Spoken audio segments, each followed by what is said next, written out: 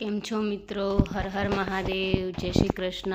વીટીસી જાની લવ vlog ચેનલમાં આપનું સ્વાગત છે.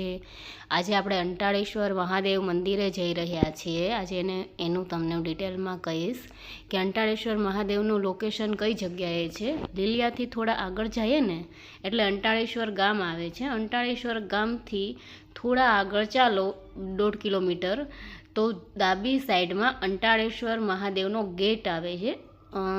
જમણી સાઈડમાં અંટાળેશ્વર મહાદેવનો ગેટ આવે છે. એ ગેટથી 1/2 કિલોમીટર ચાલીને જવાનું. ત્યાં બસ ઊભી રહે, પછી ત્યાંથી ચાલીને જઈએ એટલે 1/2 કિલોમીટરથી ડાબી સાઈડમાં અંટાળેશ્વર મહાદેવનો બીજો ગેટ આવે છે.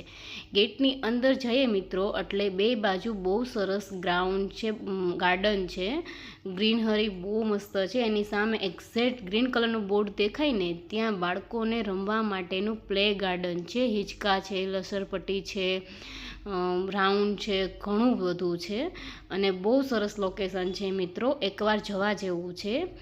ટાઈમ મળે તો શ્રાવણ મહિનામાં અત્યારે જઈ આવજો. મહાદેવનું અત્યારે સ્નાન કરાવાય છે. બધા પૂજારીઓ અંદર મહાદેવને સ્નાન કરાવે છે અને આ મહાદેવના મંદિરના પૂજારીઓને કમ્પલસરી અંદર પૂજા કરવી હોય તો ધોતી પહેરીને જવાનું અને પુરુષો જ જઈ શકે છે, સ્ત્રીઓને અલાઉડ નથી.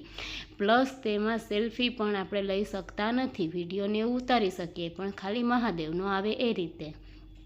અને એ પછી મહાદેવનું સ્નાન કર્યા પછી એનો શણગાર થશે. આ જો બેન છે આપણા, અત્યારે પૂજાની થાળીમાંથી બધા બીલીપત્ર બહાર ફેંકી દીધા છે એમણે.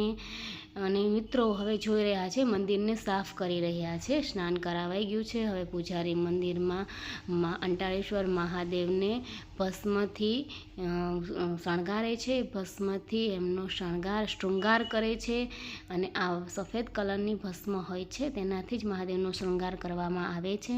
અંટાળેશ્વર મહાદેવનું પહેલું મંદિર એવું છે કે જ્યાં મંદિરની અંદર જાય અને નીચેના ભાગમાં મહાદેવ બિરાજમાન છે.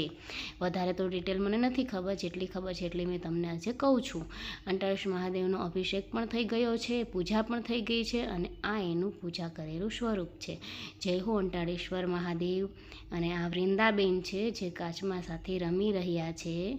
એમને કાચબાને ભગવાનને ચડાવેલા જે ફૂલ હતા બધા ફૂલને જે ફેંકી દીધા છે અને આખા મંદિરમાં ધબધબાટી કરે છે. તોફાન તો એના બધી ચાલુ જ હોય. બા ને દાદા સામે બેઠા છે, એમની સાથે વાતો કરે છે. અને આ કાચબાનું વસ્ત્ર પહેરેલું હતું એ પણ બેને ફેંકી દેવું છે, એને છોડી નાખવું છે.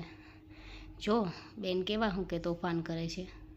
આ મારા સાસુ છે, મારા સસરા છે. અમે લોકો મિની પિકનિકમાં શ્રાવણ મહિનાના સોમવારે મહાદેવના દર્શન કરવા ગયા હતા. મિત્રો વિડીયો ગમ્યો હોય તો શેર કરજો.